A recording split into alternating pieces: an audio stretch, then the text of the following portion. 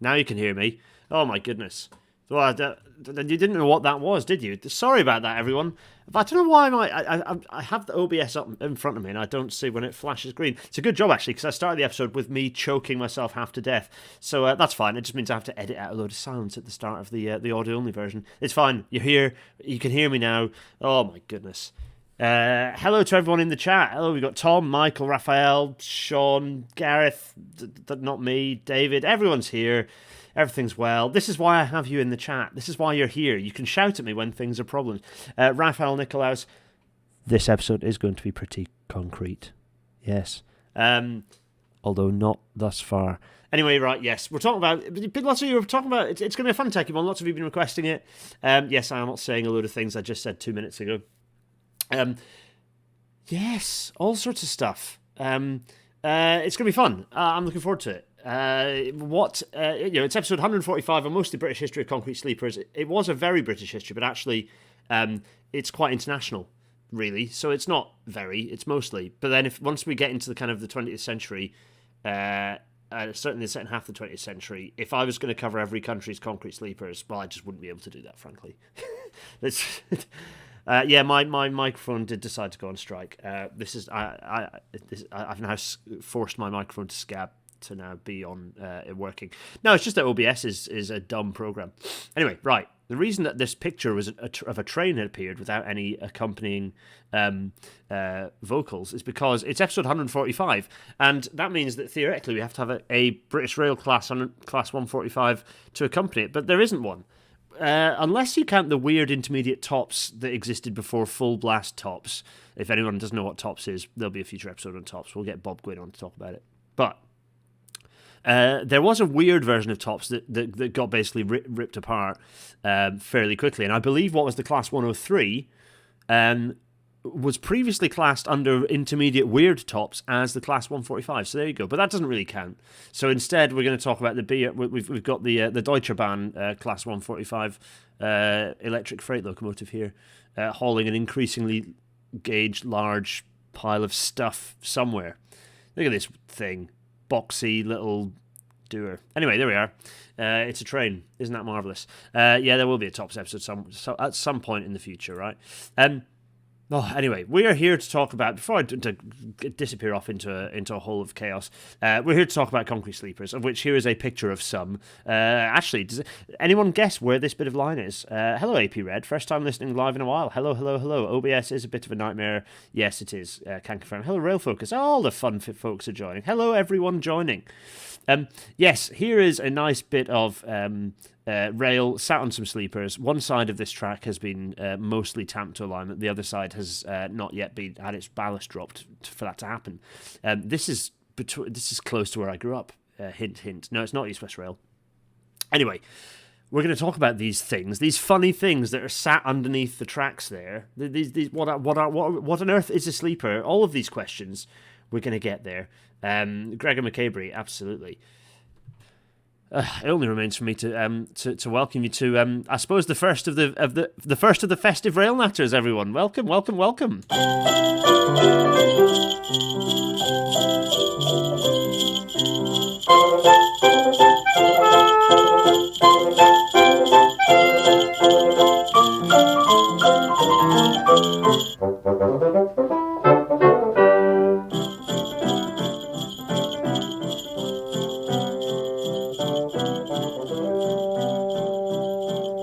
And as the Intercity 225 fades away, I don't know how loud that was, but that sounded louder than it usually was, possibly because I've pasted in the old Christmas one from last time. Anyway, yes, sleepers. Here's some more sleepers, but from somewhere else. You can see these things are somewhat ubiquitous, and there are millions of them about. Millions of them. Many, many sleepers. Yes, everyone. That's, Yuletide greetings to one and all. Before we talk about sleepers, though, we must talk about some news, because there has been some. So here we are. We're going to start with the DFT data obfuscation that's been going on. Firstly, the DFT mid-strike, we're trying to get away with this nonsense about revenue from passenger journeys is still below pre-pandemic levels. I mean, yes, that is true. And the taxpayers funded the industry approximately $31 billion in the last 2 years. How much has it funded roads, all sorts of other things? Like, what an irrelevant statement. Like anyway, as previously discussed, I get very angry when I hear this hint that the government is somehow bailing out an industry that is critical to the function of the country. Phasing out old-fashioned and costly ways of working will help get the industry back on track, serving passengers and taxpayers. This is obviously, strike-breaky type chat. Key thing to note here, though, is on their little graphic they provided with the data, you can see here that they've made the numbers here very, very small. And also they've put the 22 here, but actually that's Q4 21-22. So this is quite substantially. They've shown the passenger rail journeys as well, not revenue. So there, passenger rail journeys, not revenue. Even though they're talking about revenue, and they're showing even here they're showing that it's getting back to where it's supposed to be. Also, this is like the best part of a year. There's 3 quarters have happened, up to here, then up to here, then up to here. 3 quarters have happened since then. We reached 99%, so we're getting there. Anyway, so data obfuscation. Funnily enough, the ORR published their data the same day. The same day that the Twitter happened.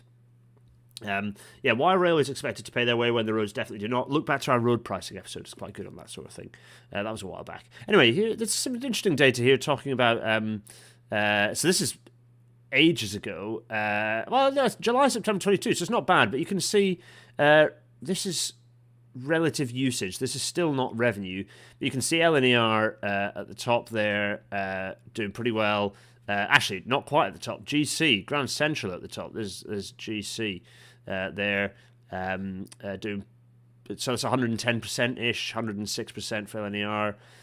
East Midlands Rail is 100%. There's EMR is 100%. Where's Cross Country? Cross Country, and also TPE here.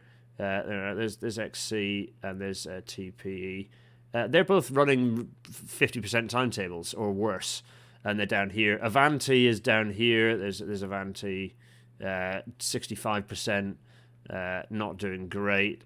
But again, they're running a reduced service and a shambolic service. So, there's the Elizabeth line there. The Elizabeth line moving substantially more than... Where's London Overground? Yes, quite substantially more than Overground. So there's Thameslink 2 there, and there's Overground is here.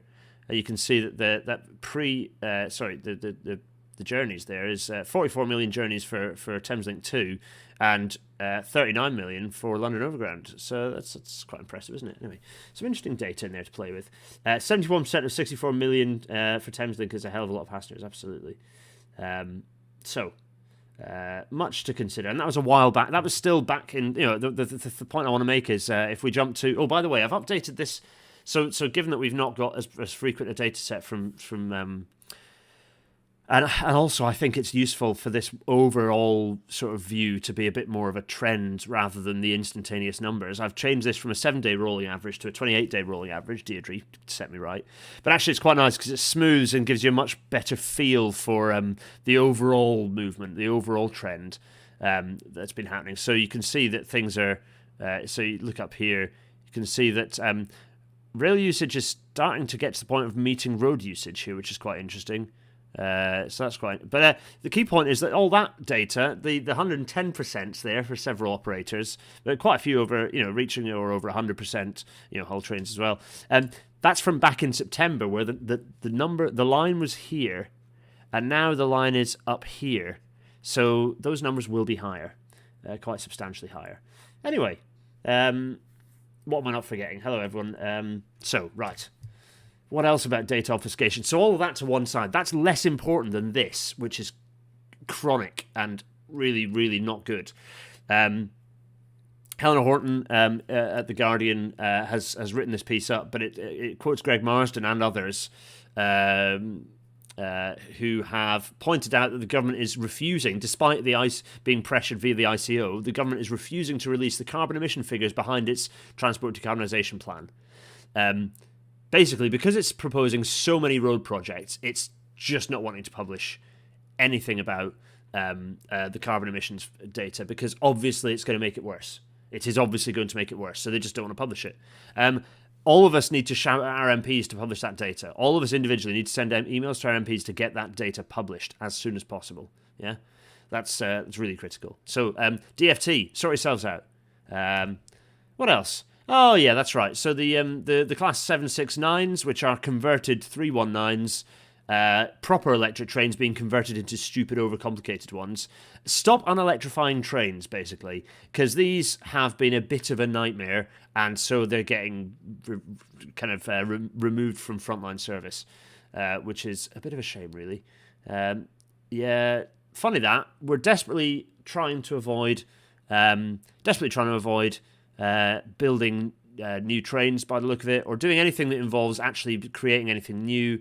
And that means that these trains they're getting sidelined. Again, GWR saying, "Oh, we haven't got you." In the face of revised customer growth figures, it's like GWR. Hello, where are GWR? They are up here. They're at 70. Where's me? Whack 'em. They're at 76% of pre-COVID levels. 76% for GWR. They're 76% GWR and still climbing. Not quite sure what they mean by that, because these trains are already full. Well, let's talk about some positive stuff though. Given that Viva Rail and this generally experiments with refurbishing trains has just not gone well, just run them as electric trains. Put the wires up, run them as electric trains. The National. We're going to the National to look at the fact that Scotland is scrapping peak fares in a 6-month pilot scheme to see what happens to revenue and ridership. This is cool. I like this. This is a good thing. Just like the current gender reform bill review is and changes are a good thing. Also a very minor thing. So an enormous gender-critical turf storm in a teacup situation going on. But, by the way, a couple of people I was following on Twitter retweeted Tory MPs who were filibustering that. Consider yourselves unfollowed. That's, no, come on now. Goodbye. Anyway, sorry, I digress. Peak fares, peak off, they're gone for 6 months. Let's see what happens. But I've been, for a while, saying that peak and off-peak fares are not necessarily a great idea. So yeah, let's see what happens. I'll be watching this with great interest. The Haprust, high from the USA, inverted commas, desperately trying to avoid doing anything new. Yes, that's true. So anyway, right, there we are. Some news things. Oh, and the last one is go and have your say on the Cycle Rail Travel consultation, the Cycle Rail Working Group, which Sustrans is a part of. They've launched a public consultation. Go and put some feedback in. Like, provide real cycle storage, both in trains and at stations. They won't do anything useful. It won't make anything useful happen. But, it's helpful to input what you think and at least have it collected into one place. No, I don't generally put my face up for the news. I can't really remember why, but no face for now. You're rid of my face for now. There we are. Sustrans Cycle Consultation. Go and fill it in. So, we have to get to the important questions now, which is, if I bring up my miniaturized face, hello, it's me, up here with a little Yuletide hat on. It's a Christmas hat, ho, ho, ho, etc. I have a mince pie down here, which I am actually quite hungry, and I might take a bite of at some point. It's a mince pie. It's a mince pie, ho, ho, ho. What is a sleeper, folks? What is a sleeper? We're going to go full WTYP Socratic method here and understand what the hell things are. We're going to start with what is a sleeper, because this is an episode about sleepers. So what is a sleeper? Well, here is here is a sample picture of a track form. Here it is. In fact, I'm going to quickly let's just make my pen white because I think it'll make everything a bit easier. There we are, white pen. Here it is. So we've got a rail here. There's a rail, and we've got the head of the rail, the foot of the rail, the web. There it is. There's the head. Here's the foot. Here's the web. We have some form of fastening. There we are. See on both sides, applying a tow load into the foot of the rail. There, you've kind of got an elasticated pad there between the rail and this lump of concrete here. This lump of concrete here, though, this thing has a variety of purposes, but this thing is a sleeper. This is a sleeper. So if we lay them out, these bits out, there we go. You've got the rail. We've got a fastening of some kind. We have the ballast upon which it sits. If we go back, you can see there's a load of stones that the rail's sitting on. A simple form of the railway. Traditionally, it sits on ballast. There we are, lovely. So we've got some ballast. And then you've got this diddle here, which is apparently called a sleeper. There we are. It's a sleeper. Now, what's the point of this thing? Firstly, we have to understand what the purpose of this thing is. Well, there's a couple of purposes. The first purpose, number one, is actually when the rails sort of sit here and sit here, it's to keep those rails a very set distance, reliably a very set distance apart, i.e. to maintain track gauge. So you're going to want to maintain, to make sure that it's resisting all forces both this way and this way, to keep the rails set to the appropriate gauge. A standard gauge often is standard gauge, but a standardized gauge of some kind, whether it's 1435 millimeters or an other gauge. So the lines, these lines, here's the lines are nice and thick. That's fine. It's fine.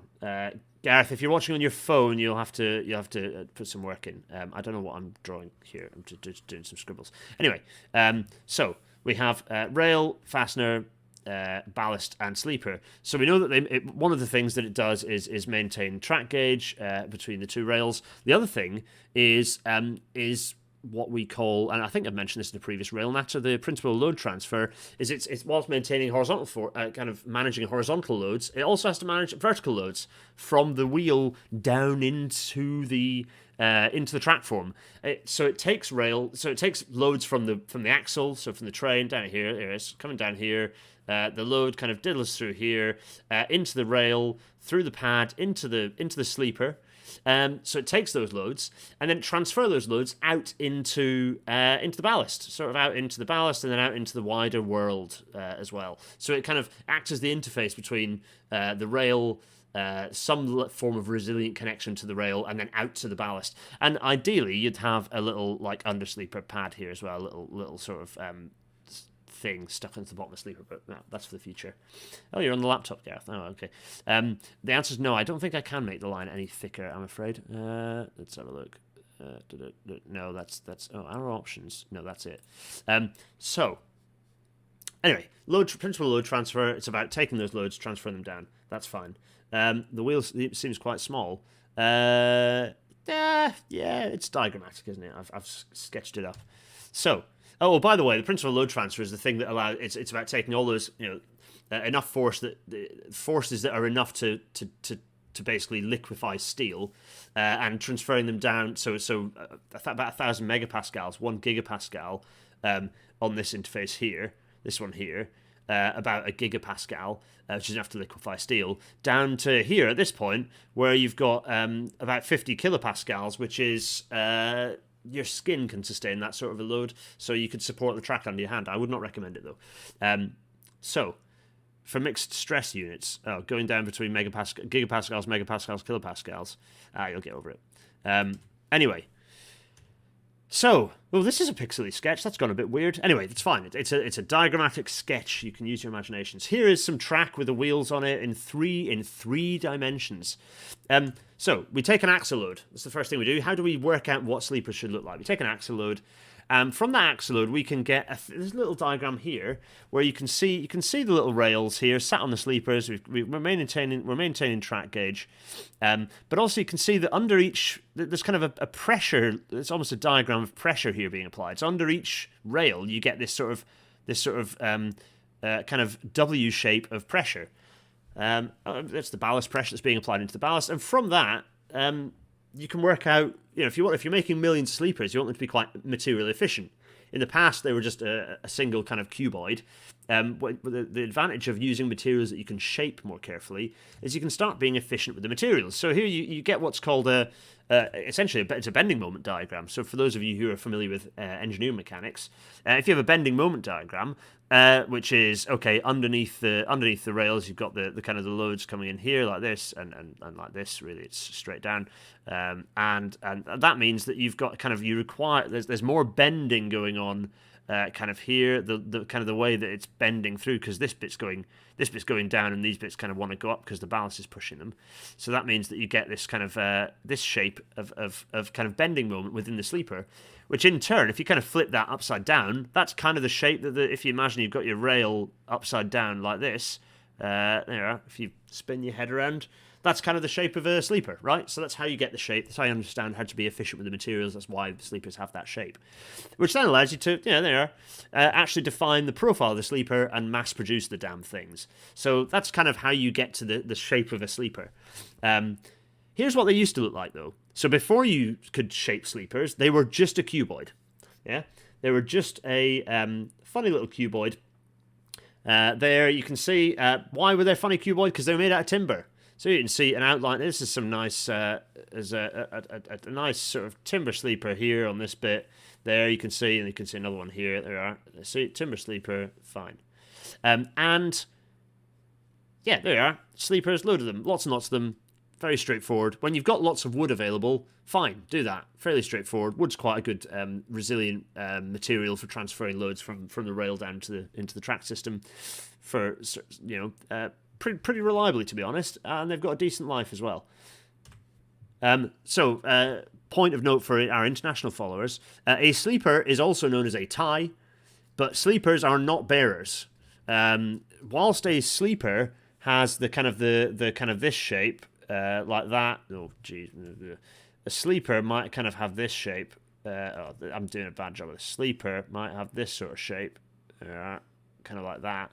And you've kind of got the rail like this. There, fine. It's on a curve. It's worn.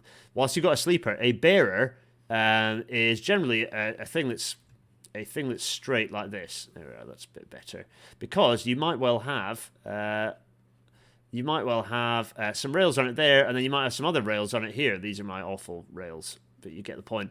As part of S&C. So a bearer is a thing that's flat right the way through, and you can basically put rails anywhere on it. It doesn't have to kind of be a standard thing. A sleeper is the standard one that you get in plain line. So there you are. Sleepers are not bearers.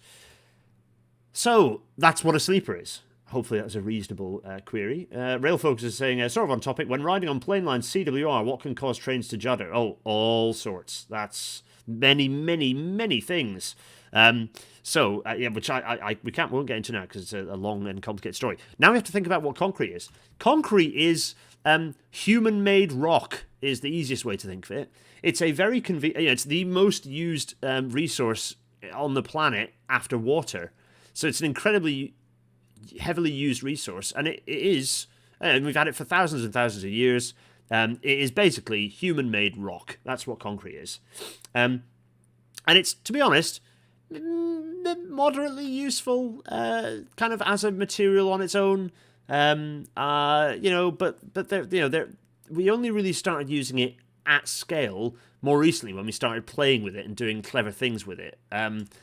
To think about that, we have to jump to 1877 and a chap called Joseph Monnier. He's French. This chap, what can we say about this chap? Well, basically, he was a gardener, actually. He was a gardener. And so there have been people talking about, before 1877, people had discussed the idea of, and there had already been sort of concrete using other materials, particularly iron and steel, to reinforce it, to make it stronger. But this chap, you could argue, was sort of the pioneer of getting it. He didn't build the first reinforced concrete structure. He was the first who kind of started thinking about how it actually kind of could work, and he was using it not for buildings initially, anyway, but for plant pots, because banter.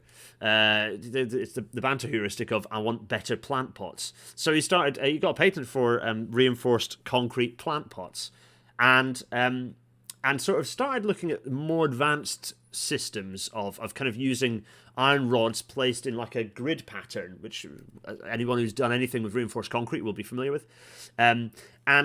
Although this guy had a reasonable understanding of kind of how the cohesion would be improved and how this mesh of iron would make the concrete work better, he didn't fully understand why.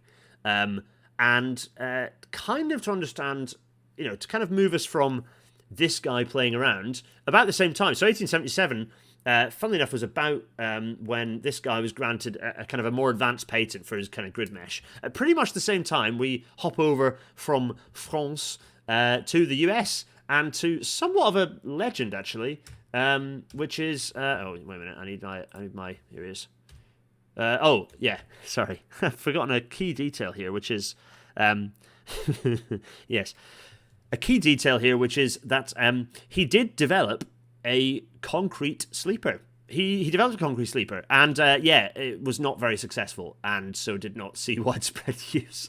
Fairly quickly was not being used very much. So that was kind of the end of that. So we have to hop over the pond to the US to about the same time, 1877. So we're still in 1877. So this is kind of all sort of starting happening all at once. And we have to talk about a chap called Thaddeus Hyatt. This guy is somewhat of a legend, really. He was an abolitionist.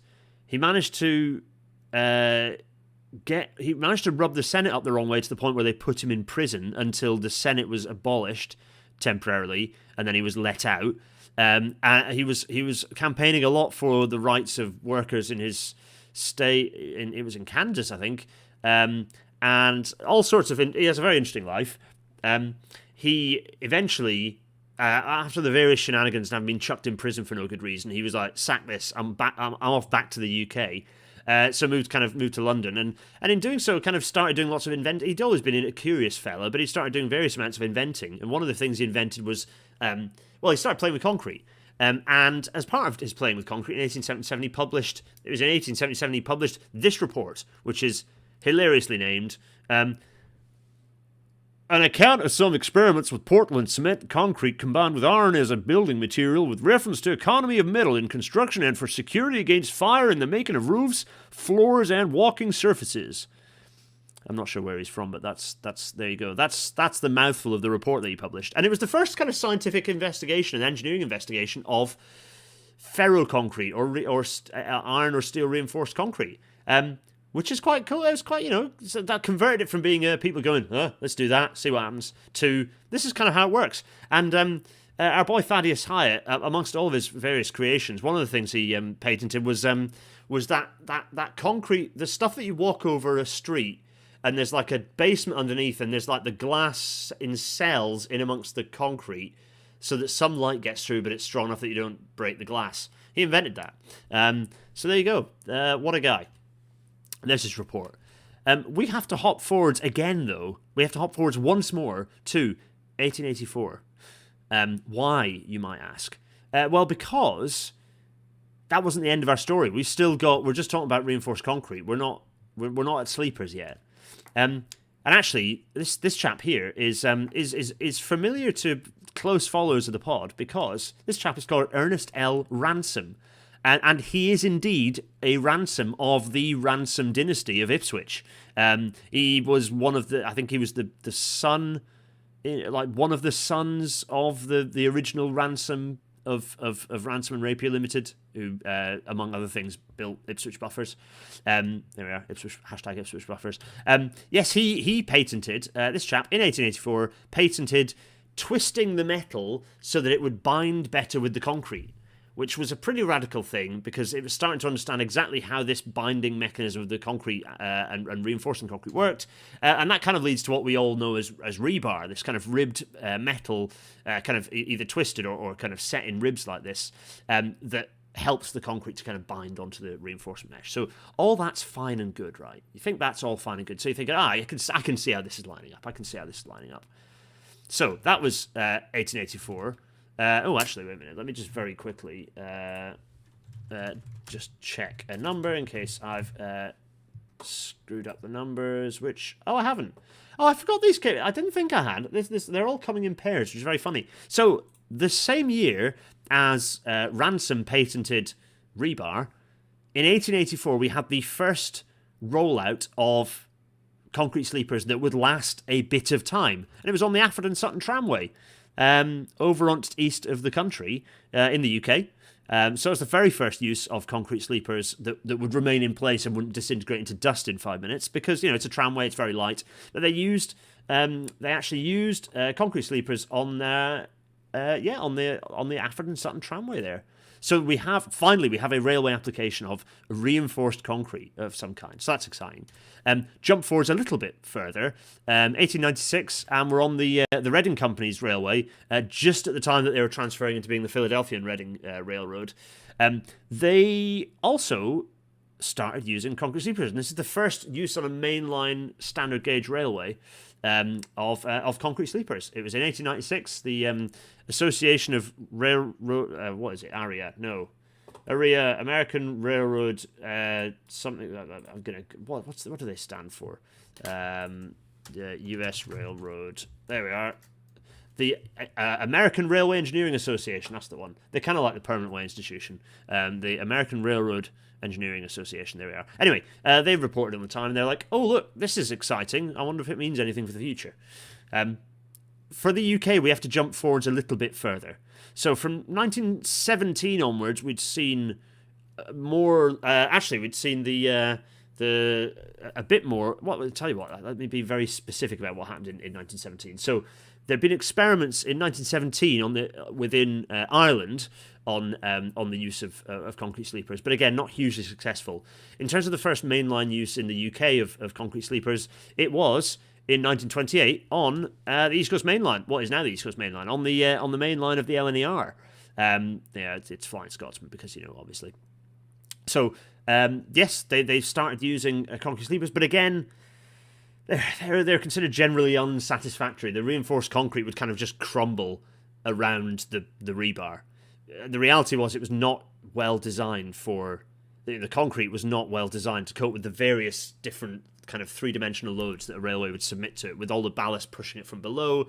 And we'll kind of talk about why that is momentarily. Let us jump forwards again, though. So that was 1928. We're kind of honing in onto the UK now, because by this point, things are starting... the experimentation is starting to go a bit further afield. But in 1941, we were in the midst of... there's the LNER getting smashed to bits. We were in the midst of the Second World War, the war that was second in after the first one. That's how these things work.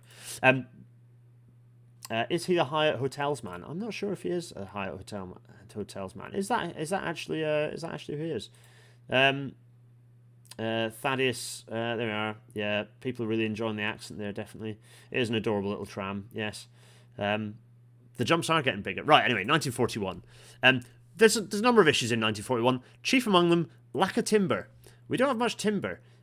Serious problems in getting hold of hardwood specifically. So softwood, not such a problem, but hardwood, decent hardwood for timber, is very difficult to get hold of and not be using for other reasons. So there were kind of further experiments. 1941, we saw more reinforced concrete getting put into use, and they ended up they were testing these in Derby, which is interesting because a lot of slab track tests later, 20 years later, slab track was being tested north of Derby. So Derby, they were trying them out, but actually the first full test of reinforced concrete sleepers, again, was being of a new design, so kind of updated with what had been learnt, was on the what's now the West Coast Main Line, the LMS, near Watford, actually, and they survived. They put 100 sleepers in, they survived for 10 days. So they disintegrated into dust after about 10 days. So, again, dead end. Not good. Reinforced concrete, not providing a good material. Indeed, getting converted into dust once more. A year later, though, some different progress was happening. Because, forget reinforced concrete. Reinforced concrete was not doing the right thing. Pre-stressed concrete, however, which we will explain momentarily, was actually providing some answers. And in 1942... there's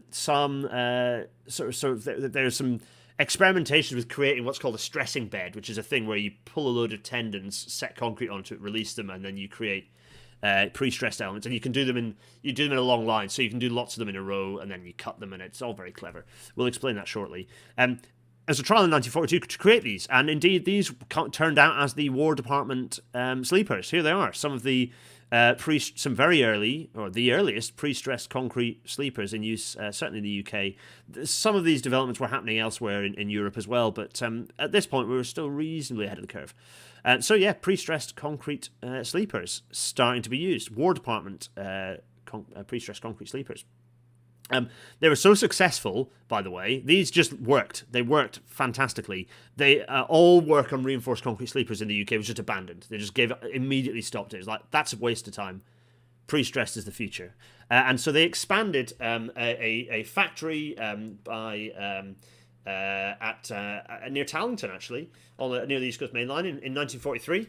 Here it is, near Tallington. There we go. There's this little thing here. These work. Actually, my white pen is going to be completely useless at this point, isn't it? Let me just get the old red pen back. Here we are. The works here. There we are. You see them here. There's the works. This was the Tallington Sleeper Works. And now, fairly recently, sadly abandoned and converted into making Thames Tideway tunnel segments. But you can still see it. You can still see trains with concrete tunnel lining segments parked up in these sidings.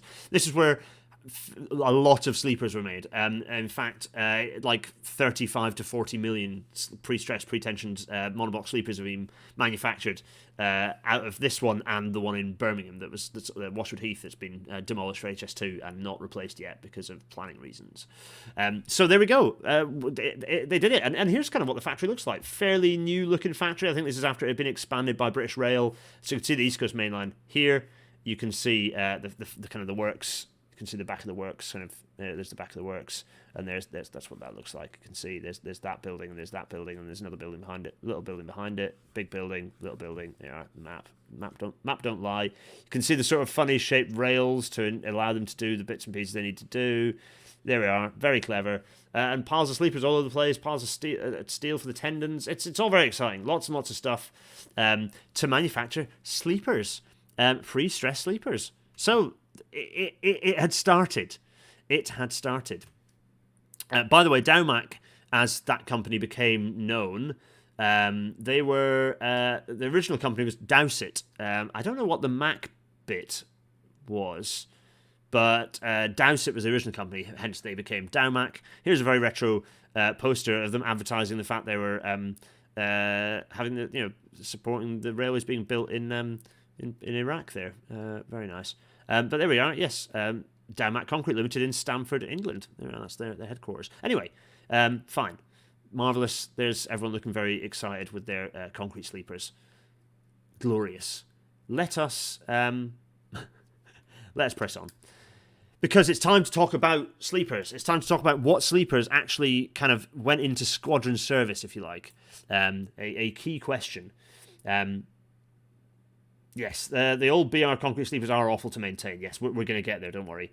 Are any of these early ones still in use? Because that photo looks rather recent. The running theme you'll find through this is pretty much every sleeper that I'm going to show you. And I don't have that. I sadly don't have pictures of every single one. I can strongly recommend. There's a great website that I should have put in the chat actually. That is the Manchester Model Railway Club have a really nice little website. And a little kind of page on their website that goes through the history of concrete sleepers really neatly. And quite a lot of the dates that I've picked out are from a mixture of here and from other sources I have. But for the most part, the numbers here are from that website. So it's a really good website to go and have a look at. Lots of photos. I haven't used lots of photos because they're all very low resolution. And I didn't want to use their photos because I've got my own photos. But I picked out a few of my own pictures that you can see of some of these. But I've seen almost all of these out in the flesh. And the running theme is that pretty much all of these are still out there somewhere, and most of them, apart from the more recent ones, are a nightmare to maintain. If nothing else, just because having lots of different individual bits that are not particularly standardized isn't very useful. So, let's go big face very briefly. How are you all feeling about sleepers? Before we get into the good stuff, are you all feeling excited about sleepers? Because it's there. I'm now just also rearranging this because I need to get this up. There we go. Oh, good. So, any questions on sleepers? No, I don't know if he is the Hyatt's hotel man. Actually, someone Google that and we'll find out. There we are. Glorious. Right. Okay. No questions. Fine. You can get rid of my face and my little Santa hat, which I'm going to wibble around there and see me wibbling my. People feeling. Raphael is pumping out the sleeper puns like there's no tomorrow. Right. Let's crack on. 1944. So before the Second World War is even finished, those War Department sleepers started getting rolled out at scale in order to facilitate massive renewals work required to move a load of people and kit pre-D-Day. So we started seeing these sleepers getting rolled out. The War Department ones, this one, started seeing these getting rolled out at scale. In order to basically deal with the fact that not only in all the military sidings that were being built to deal with all that logistics, but also on the main line, particularly across the GWR network, but also the Southern Railways network as well, just to move all the kind of people and personnel and material required for D-Day. This enormous work, and then likewise, Market Garden later on, these enormous logistical efforts. The railways moving more people and things than they ever had up to that point. Just an enormous effort, and it was disintegrating tracks that couldn't be replaced quickly enough with timber, so they were using concrete. And this kind of led to the first sort of, if you like, let's call them the first Squadron Series concrete sleepers out on the GB Rail network. The E-Series, as we call it. And the E-Series basically covers bullhead rail sleepers. So they were produced, this series produced from kind of 1944 to 1954, so for quite a long time for what I can only describe as a hellscape of a sleeper. These are horrible. Bullhead rail and concrete sleepers do not mix. Good grief. Let's talk about how these are put together, because someone asked the question a moment ago. Katie Fenn, concrete sleepers are more interesting than watching the Scottish Tory party still trying to derail GRA reform in the Scottish Parliament on the other channel, so to speak. Absolutely. Yeah, Katie, do keep us posted. I'm hoping that should be sealed up and done by the end of this episode, to be honest. Perhaps naively, but yeah, screw you to everyone who's filibustering the GRA reform in the Scottish Parliament at the moment. Right, so who was it who was raising it? Dowmac on Barholme Road was formed by Harry Dowsett, who lived in Grateford Hall in 1943 as Dowsett Engineering Construction, later working with Mackay. WW is providing us with some excellent history. Thank you so much. There we go. So, someone else... yes. IC3. These old BR concrete sleeves are often maintained. So, what IC3 was referring to there was what you see here. This here is... this thing is a through bolt. Now, you might think, how does that work on a sleeper that you've just put on the ground? And the answer is, badly. So, they weren't quite sure how to get this to work. And so what they did in the early concrete sleepers was basically a through bolt that would have a plate, and then would kind of just, you screw it to tighten it to attach the chair or whether it was a flat bottom rail base plate. Some of them had insulation, so they had additional insulation to in third rail areas. And then you had some of them had screw plugs like this, which is where you still have a hole that goes right the way through the sleeper, but you plug it up with like cork or rubber or some stuff, and then you screw it in rather than having a threaded bolt like this. So those are the different options. This is very faint. I can only apologise, but it's essentially a conversion of the thing off the Manchester website, and I couldn't. I was going to sketch it out myself, and time got ahead of me. I'm going to need this to be white, aren't I? Time got ahead of me, but here it is. If I just grab white, there we are. This is what the first sleeper looked like. A very slender little thing. There it is. And these were the E1 and the E4 sleepers. And they had a chair attached with two through bolt holes. You can see the little holes here and here and here and here. That's where those bolts were kind of attached through. And they were manufactured through to 1954. Nightmare moment seeing these diagrams. Yes, correct. Yes, and you're right, these diagrams, by the way. Anyway, right, so, and they look like this. Here are some on the Wensleydale Railway that I photographed when I was doing overseeing some ultrasonic testing a few years back. And good God, don't do this. Do not. It's hell. These are hell. They're horrible. Even for heritage railways, they're a nightmare. So, concrete sleeper with a bull-head chair. Here you can see, yeah, it's a bit faint on the old white here. I know for the pictures, it's fine. You can see the bullhead chair, and the rail sat in it. And why are these a nightmare on bullhead rail? Well, bullhead rail is very flexible, and concrete is not. This is pretty much banned track forming network rail now because it's so bad for vibration, for kind of essentially damaging the rail, kind of exacerbates any flaws in the rail because it's too rigid. It's too rigid a system. So that's what there we are. That's an E1 sleeper right there that you can see. Marvellous. We've got to talk about pre-stressing though, because I've kind of glossed over it up to now, but let's talk about what the hell pre-stressing actually is. So let's talk about pre-stressing. And to talk about pre-stressing, first we have to have, just imagine, if you will, two little bits of here we are, little bits of some nice concrete, and we are going to apply some pressures to them. So the first piece of concrete, we're going to apply some compressive forces. We're going to squish our concrete. Now, concrete is very, very strong in compression. So if you apply some compressive forces, this is good. It likes this. It's very strong. Concrete makes very good pillars. It's very strong, particularly stocky pillars. Concrete's very good for that sort of thing. If you've got something that's in compression, concrete's very happy. If you take two sides of concrete and pull it, however, this is bad. Tension. The concrete will just pull to bits immediately. It is like masonry. It is not designed to be in tension. It is designed to be in compression.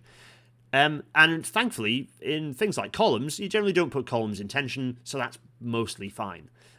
Okay, you do, actually, when they're big and complex loading going through them, but broadly, concrete, compression good, tension bad.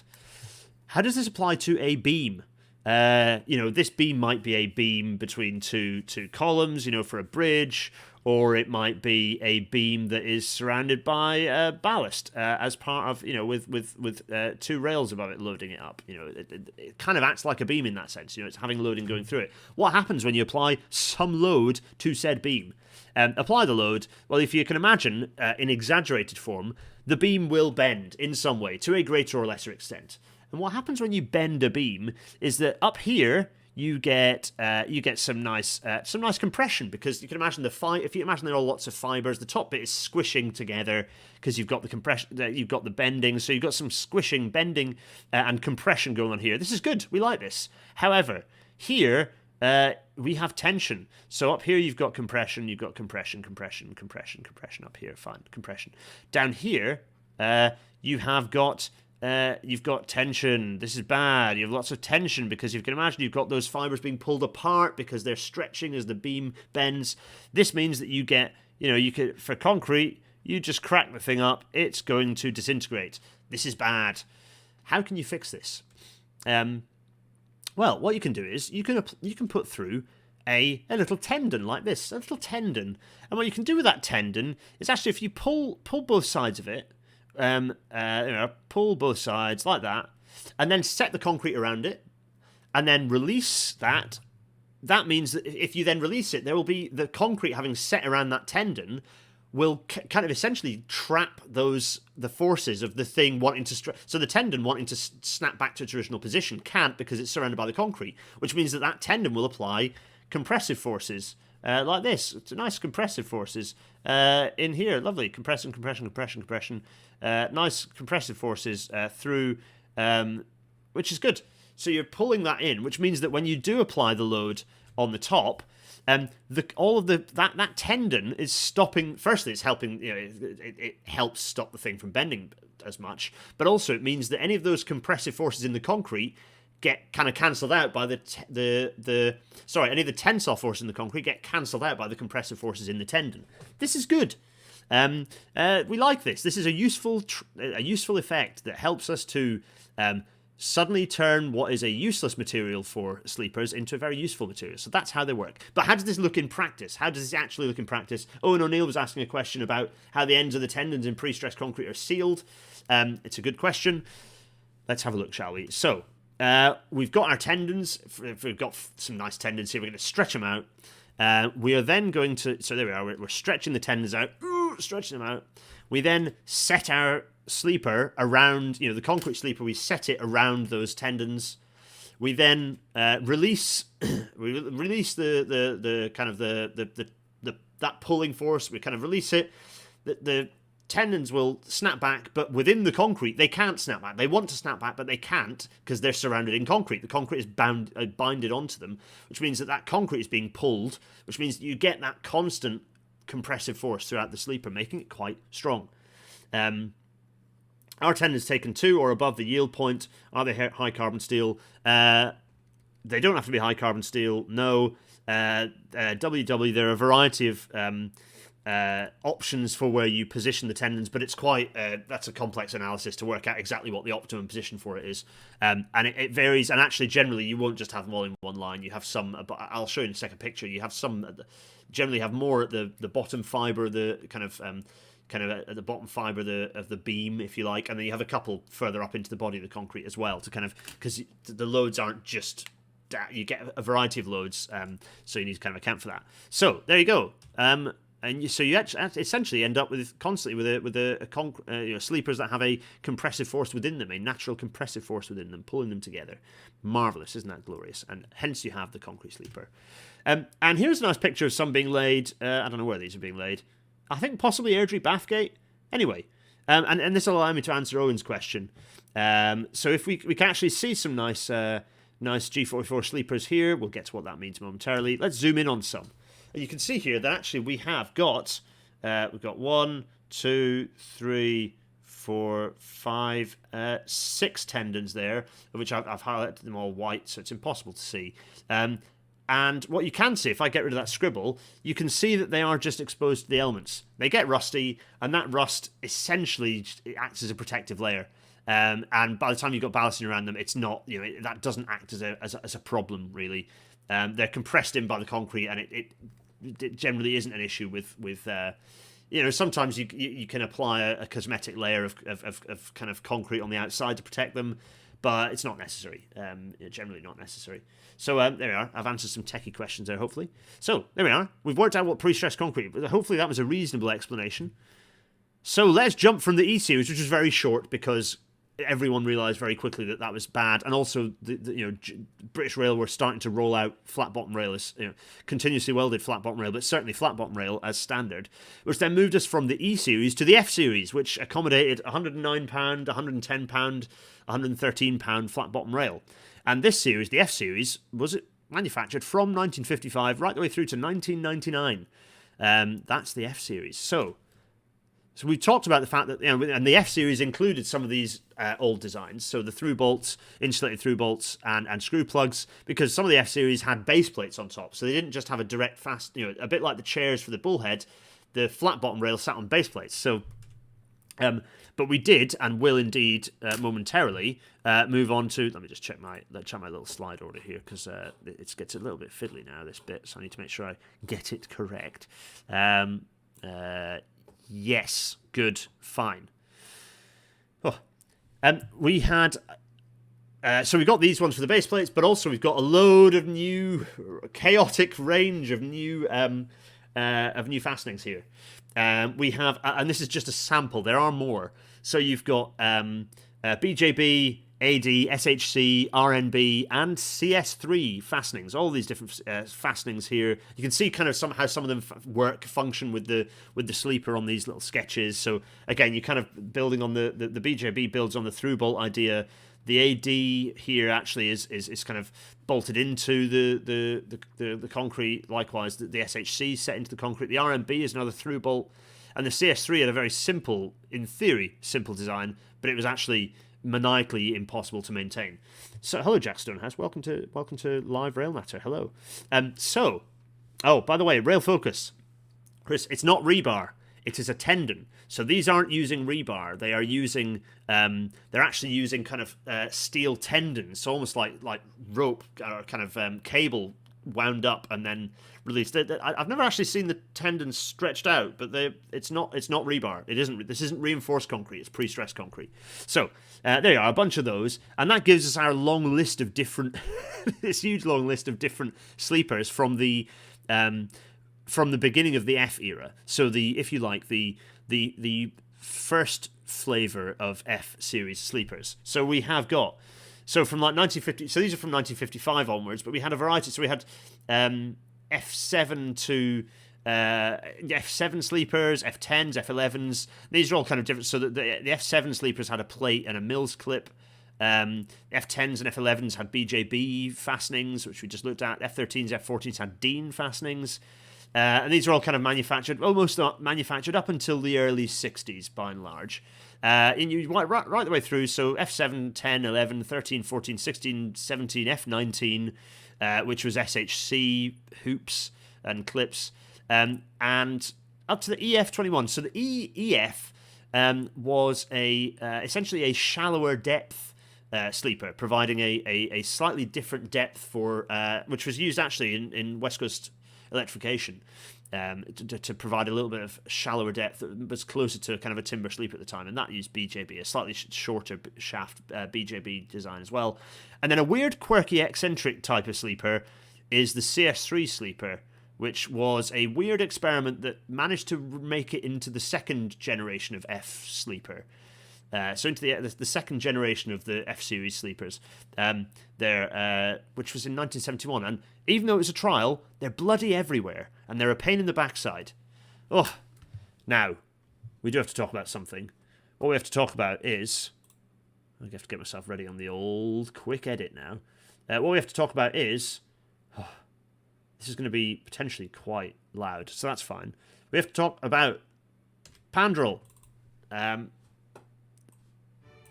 There we go. Oh, good, it's not loud at all. In fact, it's very quiet.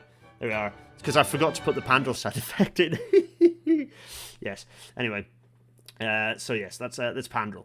I forgot to put the sound effect in, to my great regret. So yeah, you can all enjoy the thing. The tendons are indeed wire cable. Yes.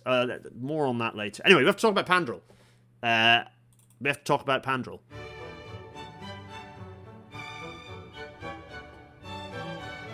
Anyway, there we are. I did the audio gag. Thank you, Pandrel. Anyway, right, let's talk about Pandrel. Let's jump back to in fact, around about 1957. Let's jump over the sea, not to the US, but to Norway, because the Norwegian state railways were having some discussions. Actually, someone internally had designed a new fastening which they were going to go with, and that someone was not a chap called Per Pander Rolfsen. Per Pander Rolfsen had designed a different system that was not a sort of a sort of a spring hoop type. It was like someone else had designed like just basically a thing that elastic spike that you hammer in, and they thought that was better. Per Pander Rolfsen had come up with a better idea. He had developed a thing which would come to be known as the Pandrel clip, and he thought, you know what? Screw you guys. I'm going to the UK, and I'm going to take my product to British Rail. And so he did. And it's one of these sort of strange situations where someone brings a rejected foreign innovation to the UK, and we embraced it. Damn, we embraced this thing hard. Pandrel clips, oh my goodness, they became absolutely ubiquitous. So having looked at them, how easy they are to install, how easy they are to kind of deal with. You very quickly with a pan puller, or if you're a lunatic with a hammer, you can install these things or knock them out. They provide really a decent tow load onto the foot of the rail for continuous welded rail to make sure that the rail you minimise creep forces. These things are brilliant. They're easy to manufacture. They require a very simple, it's a very simple fastening system. It's brilliant, absolute genius. Here's one attached to a sleeper so you can get a feel for it. Now, what did this do for our concrete sleepers? Well, it helped stop this proliferation of crazy different, huge variety of designs into a very simple design, which is where you have that hook, this sort of hook thing here. Let's see this hook here. This is embedded into the concrete, down to the concrete sleeper. You then fasten a little the PR clip, of which, as you all know, I have one behind me.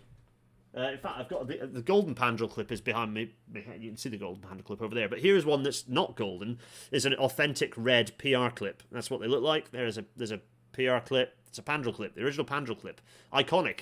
It's a bit bigger and heavier than you might think, but railways are bigger and heavier than you think when you stand next to them. All hail Pandrel. Yes, that's what it looks like. And this gave us an enormous proliferation of different sleeper types, which you might think wouldn't happen given we found a good standard, but actually the needs and desires of, or the requirements of these... it's a heavy thing. The requirements of these sleepers, we started needing more from our railway, and so the designs were never quite right. However, you can see all these sleepers still in service to this day. We start with the F-23, which was the first of the standard Pandrel sleepers, and actually has proliferated pretty well and is still in massively extensive use across the network. For example, We'll get to it. Anyway, well, there's a picture which I'll show you momentarily of some F-23s. They're still in use on the East Coast Main Line at 125 miles an hour. So that's the F-23. The F-23 is kind of unique because it's got this sort of sloping shoulders either side. So you can see these little sort of sloping shoulders, kind of here and here. All the rest are sort of flat shoulders. Mostly the F-25 has a slight shallow, but the F-25, the thing that defines the F-25 is this sort of narrowing in the middle that you spot. That's the defining feature of that. But all the others have flat sides. The only one with a sloped shoulder is the F-23. But all of these, F-23, 24, 25, the F-25, which is a shallow depth, the F-27 so the F-23 was pretty ubiquitous through modernisation, but the F-27 became the post-modernisation sleeper of choice, and the F-27 really was the main sleeper used in Britain through to the mid-80s. So there were a lot of them around, and the F-27 got some developments as well. The F-27A and B, kind of two developments here that you can see, kind of the A and the B there, fine. Again, EF-28's the shallow depth. They also, you can see some of the variants here also have, you can see these holes here are for third rail areas. So if you're wondering why these little 4 holes here, they're for attaching insulator pots for third rail. The F-29, weirdly quite a lot of variation on the F-29. I've never worked out why there was so much variation on the F-29, but I suppose it became the ubiquitous shallow depth sleeper for a while. Quite a lot of those around. The F-33 not so popular. The F-36, I'm not sure when some of these ones, these sort of shallow depth ones, I'm not sure of their initial dates of arrival, but these were from sort of the mid 60s. So the post modernization, really these are all post modernization, but certainly these were all post beaching sleeper designs as part of British Rail kind of stepping up, not modernisation plan, but continuing its modernisation after beaching. And then in 1983, there was a new sleeper announced, which was the F-40. And the F-40 was really basically the F-27, but just ever so slightly modernised. They kind of raised the middle bit a little, and they kind of widened, shortened it a bit. They made some tweaks to it to optimise the designer sleeper, but the F-27 very much remained the ubiquitous sleeper for a very long time. Here are some F-27s. Look, they are. These are probably F-27Bs, to be honest. F-27BSs. This is New York, actually, on the line out to Scarborough, and you can see steel sleepers with a different fastening altogether on the other side. But on this side, F-27s. You can see the PR401A clip there, and there is, and they are everywhere. Huge numbers of them everywhere. Are the clips made of a rust-resistant steel, or do they rely on coating to protect them? Answer being both. So the originals were just they kind of rust hardened, and then they kind of were pretty indestructible from that point onwards. Newer ones, I would guess ones made kind of through the 80s onwards, like this one, have like a kind of a plasticate painted sort of covering. So I can bring this up on Big Face again. So you can see this one has, I've got a non-cover, but you see this one's kind of got a, let's focus. Don't focus on me, focus on there. No, it'll never do it anyway. You can see it's kind of got that kind of covering on it. You can see it's like a plasticky covering. Let's see, how can I focus on, not me. If I duck out of shot, will it work? Anyway, you get the picture. Yes, they are brilliant. Graham Harrith, you're absolutely right. They're a fantastic invention, the Pandrel clip, really brilliant. And they're kind of these like tweaks to the sleepers were essentially to accompany us needing more out of our railway. So we tried to keep things standard as much as possible because standardization is cheap. You can just churn out, Tallington can just churn out enormous numbers of sleepers, but it never quite worked that way. Oh yeah, here's the picture on these. This is a picture I took on the East Coast Main Line during the possession. I was out doing some inspections, and you can see, oh yeah, look, it's got the slopey shoulders, which means this is an F-23. These are old sleepers. These will have been laid when the these will have been laid in as part of renewals for improving speeds for the HST, most likely. So it's pretty impressive. Pretty impressively old, but they're still doing it. They're fine. You see them here. These PR401A clips, fine, doing their thing. They're grand. What's worse here is the fact there's about 160 to 170 millimeters of cant through here, which is not ideal. But anyway, that's another story. And here's that EF25 is one that I've spotted. In fact, if you're a real nerd, you can see this is on the SPC lines, which will be north of Bedford at 56 miles, 345 yards. When I was out doing some track inspections back in 2014, 9 years ago. Golly. Anyway, here's an EF25. Just if you want to see what that looks like, it's got that funny sort of shoulder. These are pretty recognisable. Again, there aren't that many of them around because they're generally just in areas where you need a shallow depth. I think for a while there were some in Leeds Station actually. If you've not seen these before. Anyway, yes. So marvelous sleepers, many sleepers. So that really covers quite a sizable chunk of the 20th century. Jump forward to 1997. Actually, I think these were developed in 96, but the fancy. So 60 years after Pandrel did its first thing, and this is now in the museum, they released the F41 sleeper. And why did they do that? Well, because they'd come up with a new fastening, a new type of fastening that was not the PR clip or the E clip that replaced it. The E clip had come about in the late 70s and through the 80s.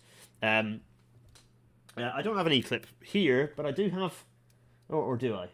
Oh, wait a minute. Can I do this without pulling my entire kit? Oh, no. I've got a load of insulators up there, but that's not much use to anyone, is it? I think I put all of my XP-Way kit in a bag. I need to bring it back down here. Send in all of your questions. I'll do Big Face momentarily. I'll do Big Face in a sec. So, F41, there it is. There's the F41 sleeper.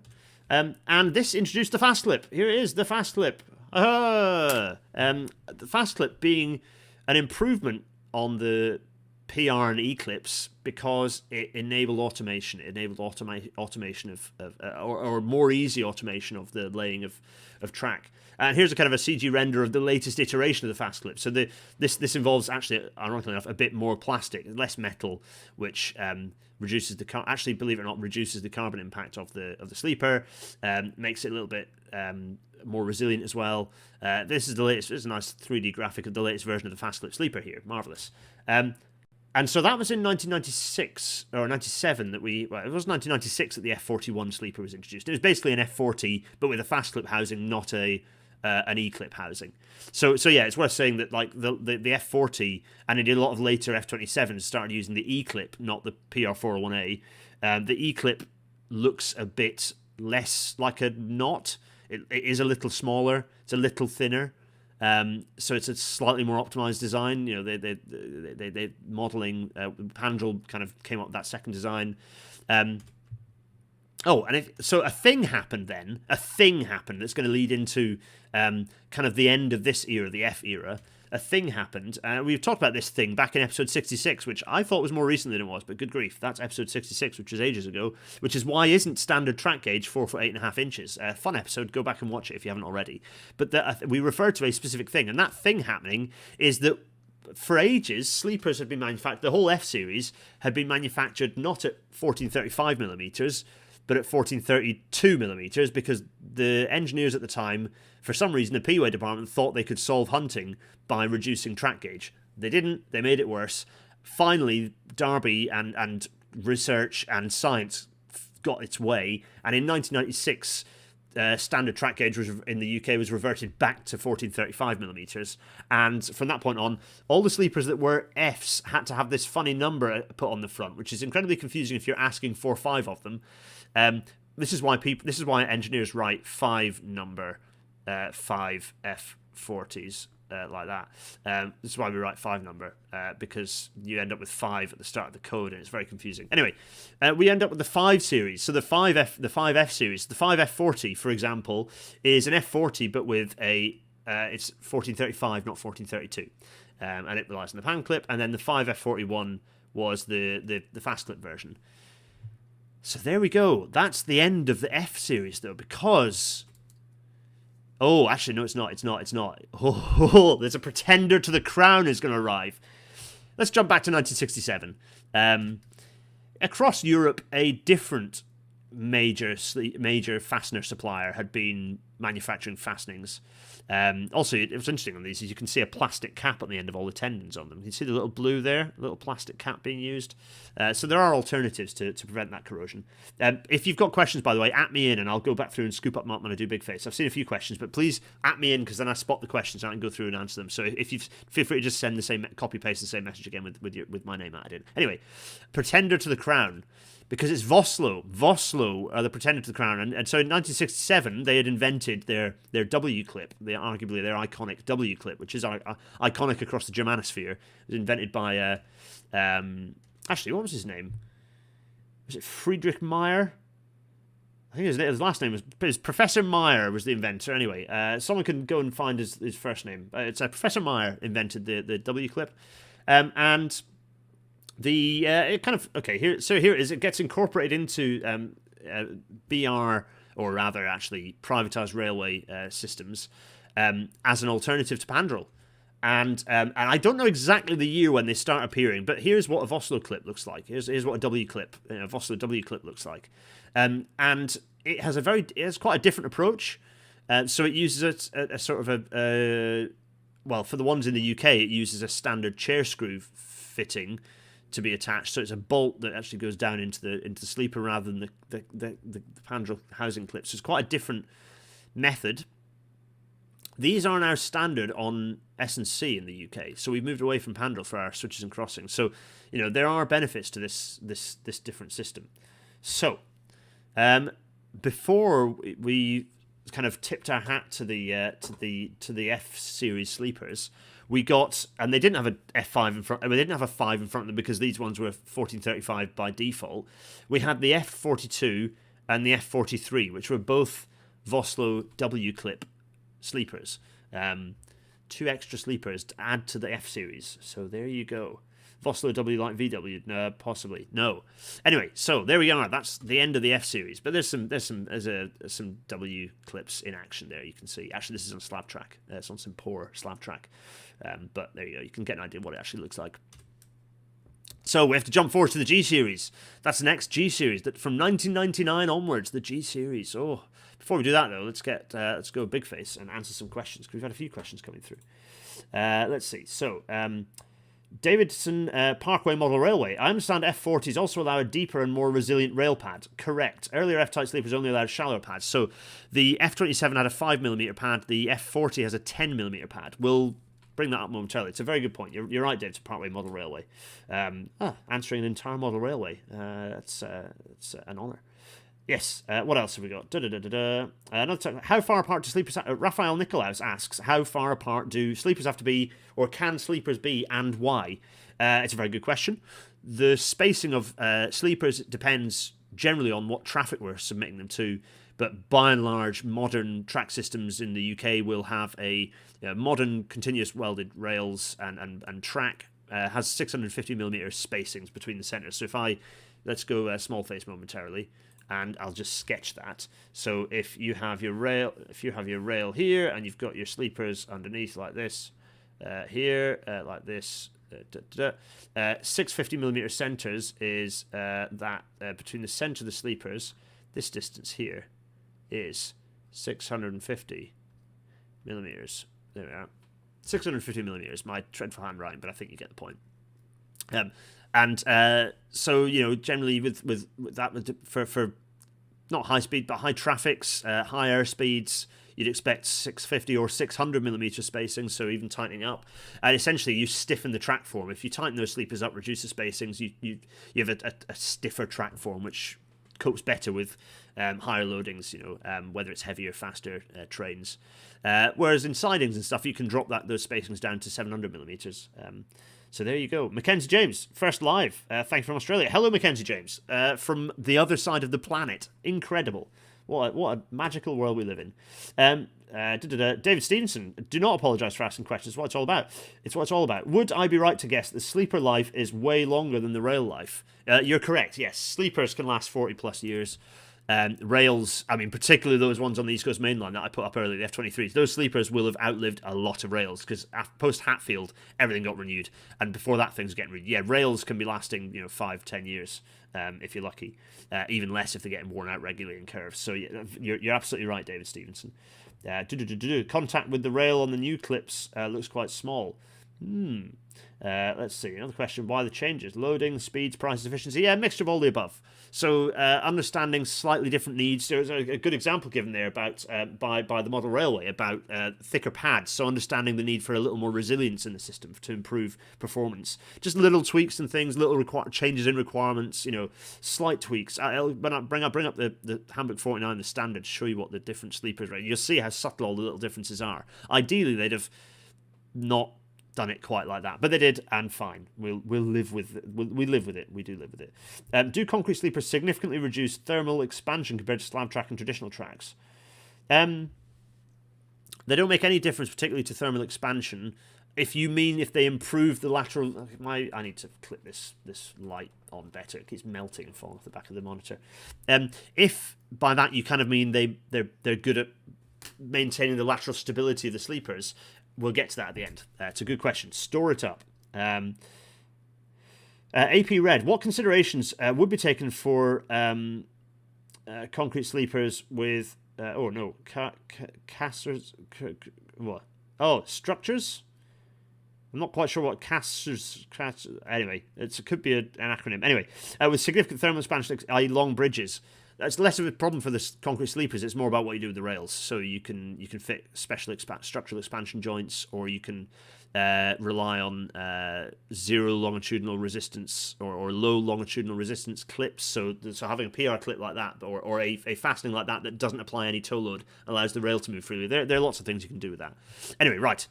I've gone small face because we need to press on. Do keep sending your questions, though. I'll answer them again at the end, or I'll scoop them up when relevant. So I'm going to drink some water as well. Oh my goodness. Right. 1999 to today, to the present. The G Series. So the F Series was all about, basically most of the time, the F Series was about 113A, or what's nowadays known as 56E1 rail, 56 kilograms per meter, or 113 pounds per yard. The G Series was developed for Sen 60, if you like. So 60E1 or 60E2 flat bottom rail. And indeed, 1999 brings us the legendary G44 sleeper. Hooray! The G44 is arguably, no, not arguably at all, it is the modern ubiquitous sleeper. So whereas once it was the F27, and I'd say really the F27, the F40 never really got there. You still find many more F27s out there. Mostly because the F27s just didn't need renewing, so there wasn't really many places to install F40s.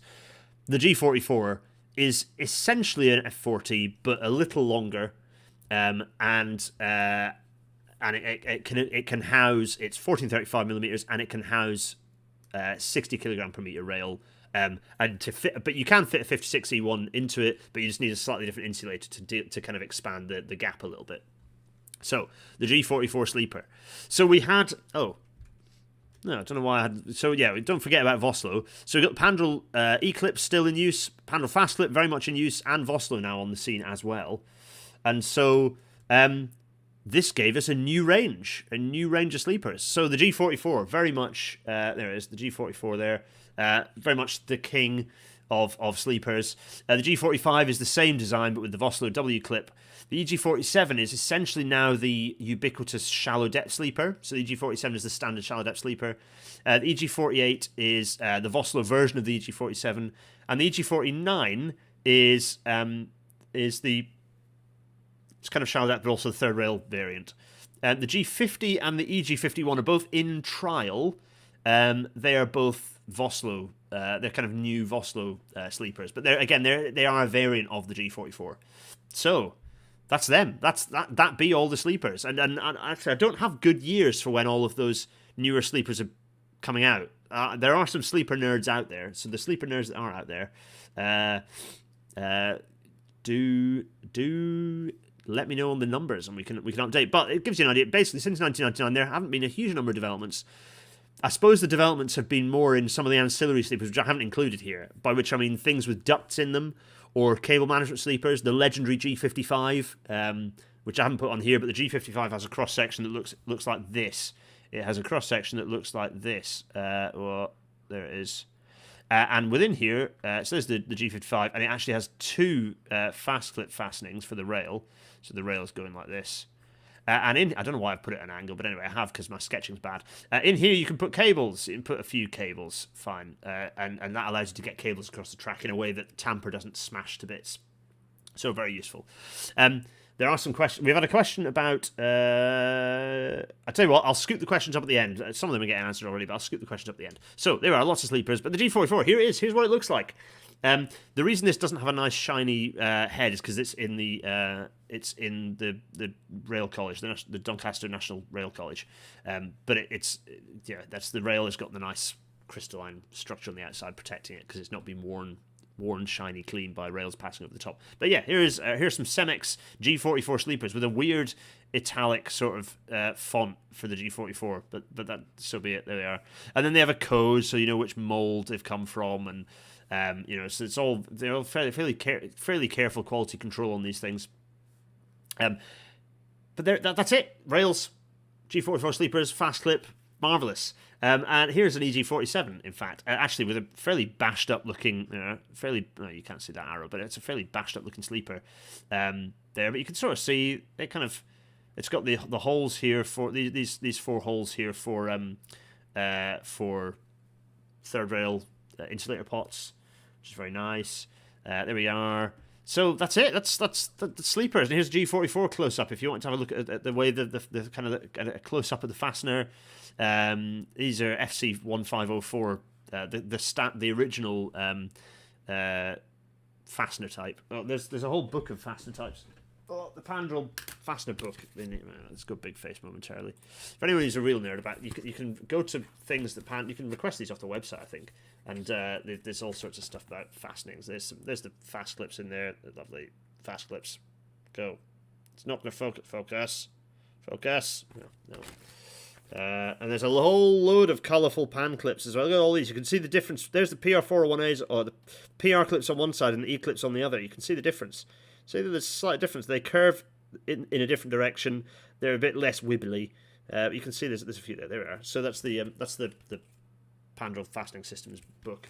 Edition 9 is the latest. Actually, no, the latest one is a different one. The latest one is the 2021 edition, which is they've made it a bit floppier, and it's all. I mean, they probably organised it a bit better, but it's not quite as much fun. They've got rid of a lot of the it's kind of not as much fun. They've got rid of it. So I prefer the previous edition. So I'm glad I've kept it. I've got an even older one in here as well, like a really old one, the Edition 8 one here, which at some point, along with a load of other stuff, I'll raffle off for charity if you still want it. But anyway, there's various Pandrel fastening booklet stuff. Anyway, fine.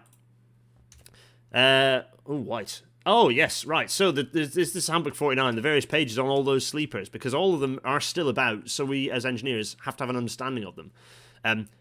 But before we go and have a look at the standard, let's answer a few more questions, because quite a few have just come through. Let's see. Marvin TP Android. I guess wood and steel sleepers are now all gone from main lines and most all small lines. Nope. Oh, no. We're still installing heck loads of... firstly, steel is still used as new. We are... If you remember we did an episode we talked about it, didn't we? When timber sleepers are now kind of being deprecated from the GB network. Network Rail are replacing with composites because they have better whole life performance. But we still have loads of timbers out there, and we still install timbers new, although we should be moving towards composites. Loads of steel sleepers out there still, and getting installed new as well for lighter tracks, although they're sort of not in favour particularly. Loads and loads around. Yeah, loads and loads around. Timber sleepers often get used as a transition sleeper between, say, steel and concrete. Loads and loads about. Inch and Aberdeenshire, one location. Yeah, there's loads. Yeah, the location earlier, by the way, was the Inverurie end of it, between Inverurie and Kintor. It's now an open station, isn't it? So that end. Any other materials used? So yeah, composites, fiber reinforced foam urethane is a good example of a composite that's used, but also the park bench plastic, as I call it, unfavourably gets used quite a bit now. That's the replacement for timber, actually, that one. What else? Steel is a good example. Even concrete itself. Concrete, there are challenges with concrete, which we'll get to momentarily, but we're starting to develop better concrete, so sulfur concrete rather than the traditional method of making concrete, which is quite carbon intensive. So, yeah, we'll talk more about that momentarily. But for now, we must return to get my small face up, because we're going to talk about this standard, which hopefully none of you can see in too much detail. This is merely to give you an idea of what the standard looks like and how much information there is in here about the different standards, about the different sleepers, and kind of all the information about them. So you've got the E's, the F's, the EFs. Here you can see all the different masses and principal dimensions and the method of securing them, and you can see there's all these different mills clips and sort of early pans. There we are, and then the next load we get are so the E10s, F10s, golly, lots of them, right the way through to the F23s. Cast in malleable iron shoulders, superseded by F27. Yep, there we are. So you can see all the stuff we've said here coming through. The CS3, they're continue more and more. All this stuff. F27, F40 here. Just what's funny is that you can get an F40 with a fast clip, but also F41s exist. It's mild. It's a bit chaotic, this, but all of this. There's so many sleepers, all these different random ones as well. These like strange ones. All of these, by the way, you can see they've got so some of them have pre-stress. So let's see. Some of them have.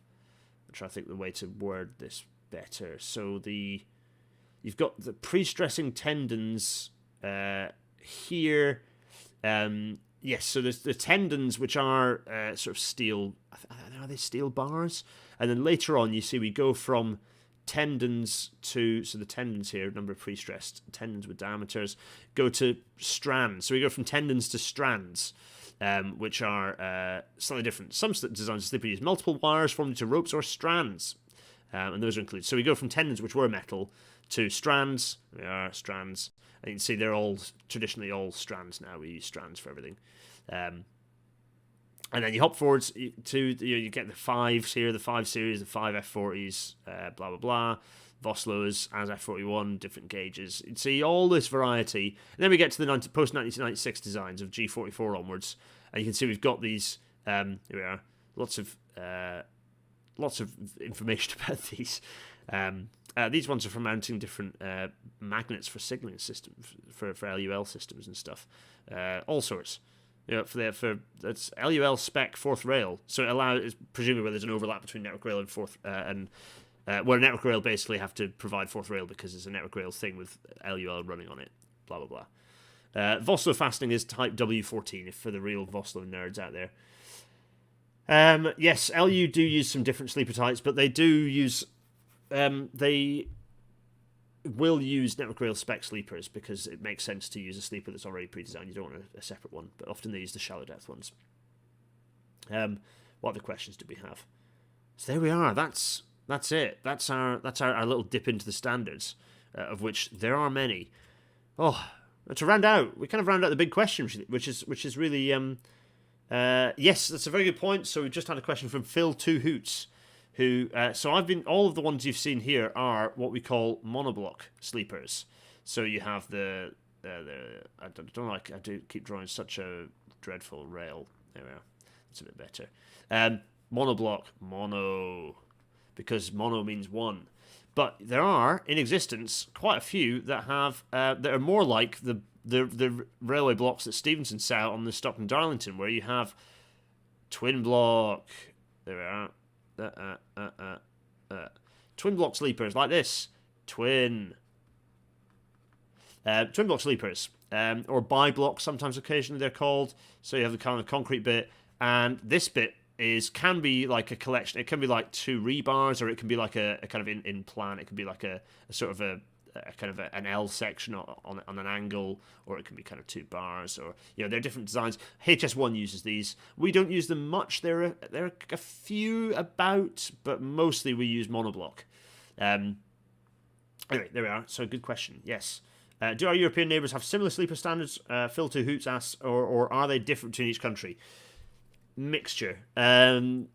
Generally, you get big pan-European providers. So Voslo produce a load of sleepers, but different railway companies do have different demands, different requirements, so there are some variations. But generally, you'll get someone will bid for it, and they'll provide a certain number of sleepers, and they have to match the specification of the railway being built.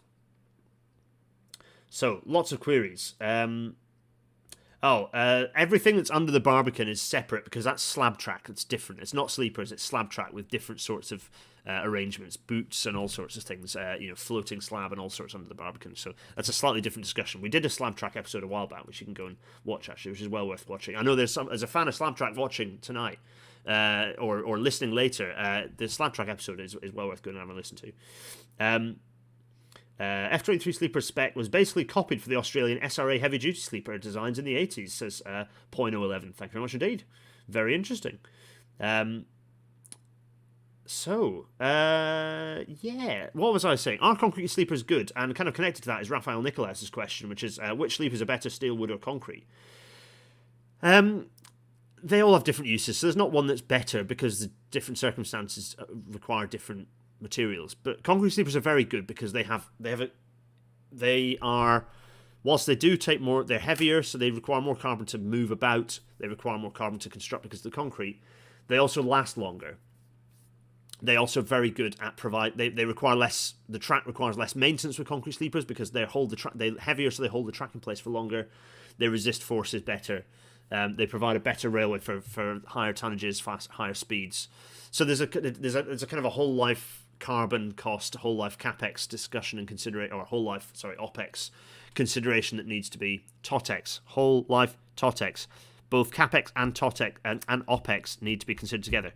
Capital cost and operational cost need to be considered as one TOTEX to understand total expenditure, to understand the usefulness or ways that you may or may not want to use different types of sleepers. But concrete sleepers are very good. So if you get a picture up of these G44s again, here we are, a nice bit of ballast. You see the ballast all around them. A lot of reasons why concrete sleepers are pretty good is because, so this is with the ballast excavated around. You can see here, let's change the colour pen. In colour, let's go for a bright yellow, shall we? So you can see here we've excavated out from underneath the sleeper here. So we've excavated the ballast out from underneath each one. You can see sort of the depth of the sleeper for starters. So you can see that it's quite a deep section actually to give it that mass, about 300 kilograms, 285 kilos. Is that right? Something like that. We can find out precisely by looking here. 308 kilograms is the G44. Yeah, 285 is its depth, I'll bet. Where is it? 285. 285. Sorry, its width is 285 millimeters wide. That'll do it. Anyway, so you can see that the ballast rubbing up against the end of the sleeper here. The ballast, you get this really nice lateral restraint. You get a nice big cross section to push into the ballast.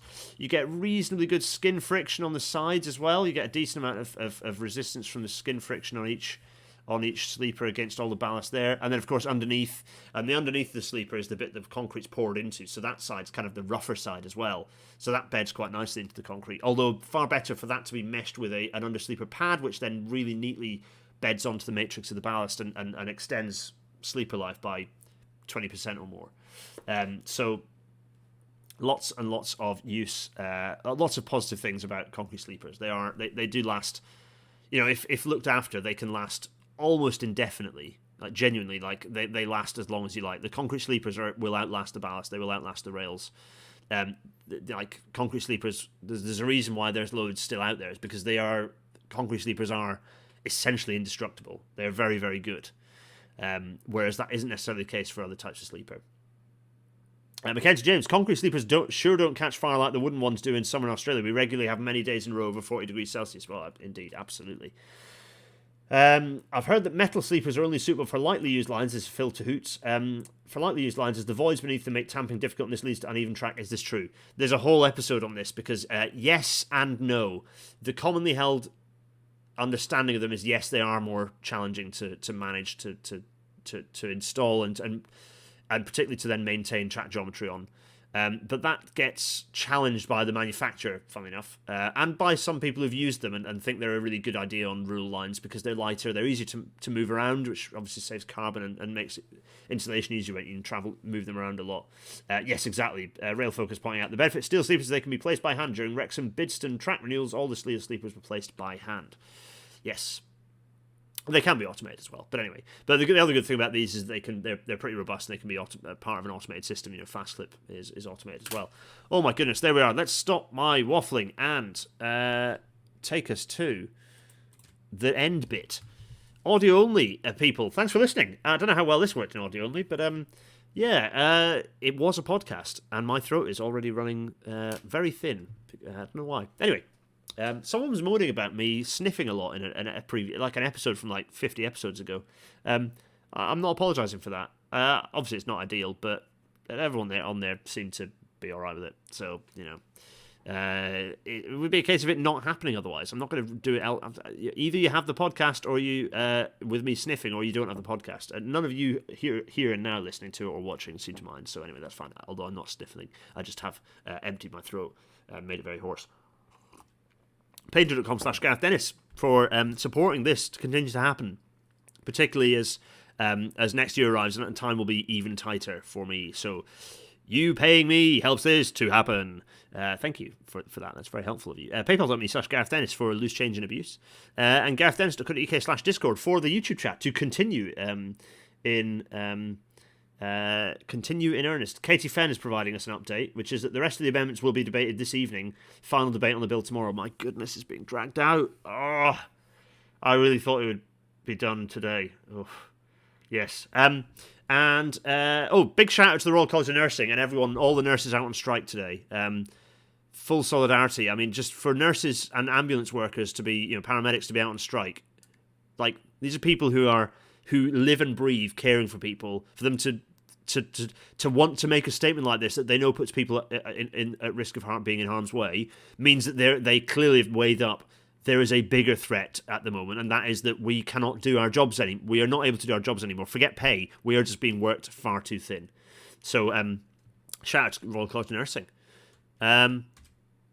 Related to that is an interesting little TUC titty showing that workers are being paid less in real terms now than they were 14 years ago. Yes. Not doing great in Britain at this point in terms of wages. Really not great. Very bad indeed. So, join a union and all that good stuff. Next week, I'll do Big Face in a second, by the way. So feel free to line up any questions. Next week, it's proper Christmassy, because next week, Emily Turner's joining us again. We had such fun with Emily on our Edible Stations episode that I just asked Emily to come back, and we have no real plan. I have no idea how this episode's going to work. I'm going to do a load of adventy things that there'll be a Rail Natter advent that we will click and little videos will play, and Emily and I will discuss them. They will be irrelevant. Some friends might pop up. I plan to kind of try and do another one of these the year after with fun things from friends. Yes, we'll see what happens. But Emily's joining us, and it's going to be glorious. And we're going to have a lovely time, and we're going to drink. I'm not going to be drinking anything alcoholic, but I will be. But I will be drinking something assimilating an alcoholic drink, and having a lovely time with Emily, who hopefully will be drinking a substantial amount in a big cocktail glass. Here's hoping. Anyway, that should be a lot of fun. Let's go, Big Face. Oh, my throat's absolutely gone. My anemic mince pie remains unconsumed. Next week we'll be live. Yeah, all live ones, because I'm at home this Christmas, because baby. So we're at home, not travelling, so they're all live. No pre-records, because the pre-records are going to be happening at scale when the baby arrives. And I need to pre-record a few of those. Anyway, I have pre-recorded a couple, but I need to pre-record some more. Anyway, Katie, thanks for keeping us in the loop on what's happening in Holyrood. Raphael Nicholas, you're very, very welcome. I'm glad you enjoyed it. Gareth Williams, did I manage to last the whole episode without the mince pie? No, it's there, anemically unconsumed, yes. Baby is due soon. I don't know. You'll know about it when it arrives, but mid-Feb. Yes, David Stevenson, you're very welcome. Everyone, thanks everyone in the chat. This is, oh my goodness, it's an hour 40 long. Oh, I thought it was going to be a short one. It was not a short one. At least I didn't say at the start. Right, anyway, I'm going to clear off. You lovely lot. Have a nice Christmas. It'll be after Christmas next time I see you. It's the 21st now. Everyone, have a lovely Christmas. Have a lovely break. Christmas, whether it's whatever you're doing, whatever holiday, if you're like me, you don't particularly give a stuff about Christmas, but you enjoy the holiday and you enjoy New Year and you enjoy seeing family, then and friends, and having a general break. Have a good break. Please be rested. For those of you who are not resting because you're out working or you're putting a shift in, if you're on call, love to you and take care of yourselves. I will see you. It's not going to be the end of the year because we've got one more before the end of the year. I'll see you for the next episode in a week, and it'll be a live one. Take care of yourselves. Enjoy Sherry. Get sloshed. Take care. Bye. Cheerio.